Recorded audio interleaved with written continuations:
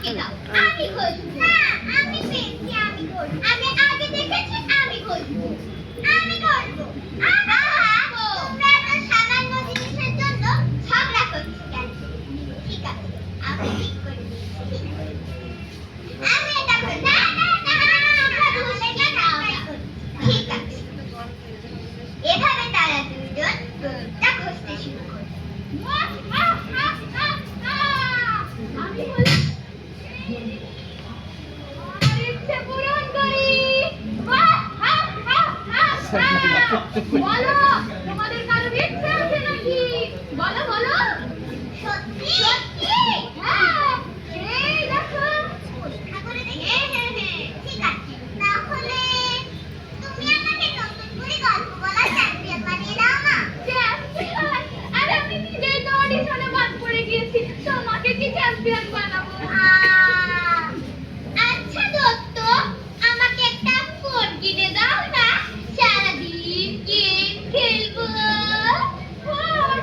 আরে ফোন যদি আমার কাছে থাকতো, তাহলে তো আমি ছোট্ট প্রদীপে বসে বসে ফল তুলতাম না। প্রিয় দর্শক, মা যেমন বাবার কাছ থেকে চাইতে চাইতে বাবার মাথা গরম হয়ে যায়, ঠিক তেমনি নুসরাত আর তাসনিম দত্তর কাছে চাইতে চাইতে দত্তর মাথাও গরম হয়ে যায়। আচ্ছা দত্ত, তোমার মাথায় দুইটা শিং কেন? তাই তো। আরে হয়েছিল কি, ছোটবেলায় ভাবে দৌড়াতে দৌড়াতে একজনের সাথে ধাক্কা খেয়েছিলাম। একবার ধাক্কা খেলে তো শিং গড়িয়ে যায়, দ্বিতীয়বার যে তাকে পাবো খুঁজেই পেলাম না। আচ্ছা ঠিক আছে, তাহলে তুমি আমাকে একটা বাড়ি বানিয়ে দাও। বাড়ি? বাড়ি তো আমি বানাতে পারি না। বাড়ি বানাতে পারলে আমি তো প্রদীপের মধ্যে বসবাস করতাম না। তুমি কিছুই পারো না।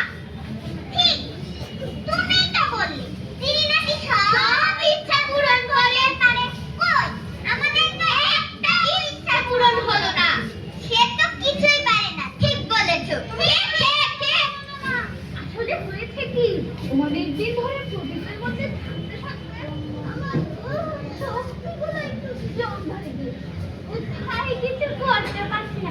আপনারা কিছু মনে করেন না, ক্ষমা চেয়ে নিচ্ছি। আগে ভালো কাজ করতাম, এখন আর কি অনেকদিন থাকিনি তো, বাইরে তো জং ধরে গিয়েছে শক্তিতে। এই গল্পটির মূল শিক্ষা হলো, দত্ত বা তিনি কোনো রকম ইচ্ছা বা স্বপ্ন পূরণ করতে পারে না। নিজের ইচ্ছা, নিজের স্বপ্ন নিজেকে পরিশ্রম করে অর্জন করে নিতে হয়। তাই